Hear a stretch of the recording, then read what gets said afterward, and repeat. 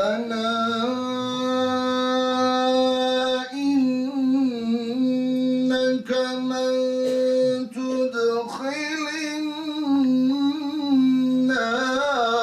فقد أخزيته وما للظالمين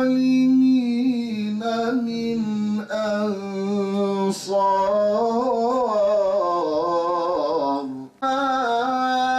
إننا سمعنا مناديا ينادي للإيمان أن آمنوا بربكم فآمنا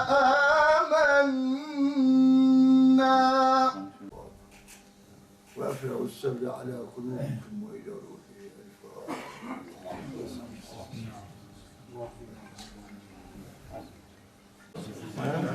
Bakın Seyit Tamız, Seyitlerle beraber Karadeniz'de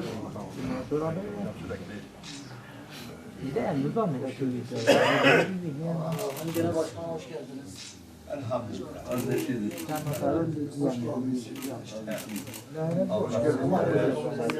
Rabbim cennetinde hepimizi buluştursun inşallah. Tekrar Fatiha.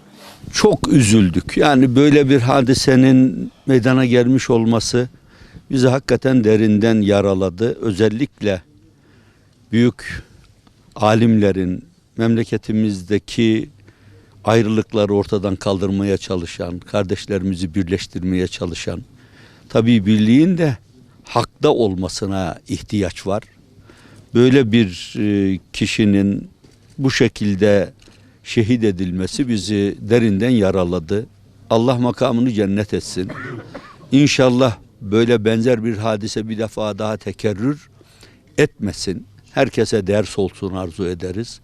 Ama hocamızın da inşallah yolunu herkes kendisi için düstur edinmeli. Aynı yolda devam etmeli. Özellikle de buralarda yetişen gençlerimiz inşallah bu millete, bu ülkeye, bu ümmete hayırlı hizmetler yaparlar. Bizim şu anda en büyük ihtiyacımız birlik ve beraberliğimiz. Hak yolda birlik ve beraberliğimiz.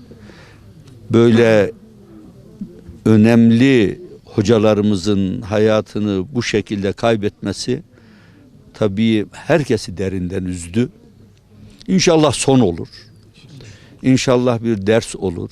Geride kalanlara ben başsağlığı diliyorum. Tabii özellikle yakınlarına, ailesine, sevenlerine, talebelerine, kendisine de Cenab-ı Hak'tan rahmet diliyorum. Allah makamını cennet etsin. Tabii bir de bir gerçek var ki bu dünyadan bir gün şöyle veya böyle gidiyoruz. Cenab-ı Hak onun rızası istikametindeyken onun rızasını kazanmış bir şekilde bu dünyadan ayrılmayı bize nasip etsin. Biz onun böyle bir yoldayken şehit edildiğine inanıyoruz. Ona da tekrar Cenab-ı Hak'tan rahmetiyle muamele etmesini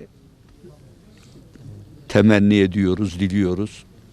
Bütün bu bölgeye de tekrar başsağlığı diliyorum. Allah'a emanet olun. Esselamu Aleyküm. Değerli hocamız bizim dünya ve ahiret kardeşimizdi. Kendisiyle ahitleştik. Allah rahmet eylesin. Can evinden vurulduk. Rabbim makamını âli eylesin.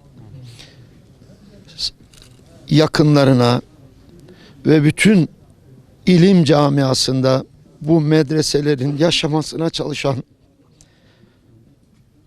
bütün ulemaya başsağlığı diliyorum. Gerçekten olduğu yere ışık veriyordu. Allah kendisinden razı olsun.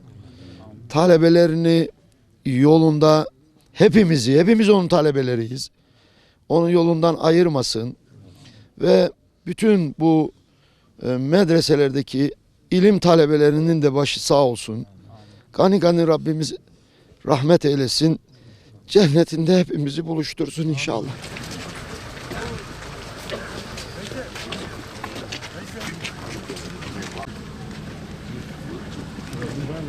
Takip edeyim.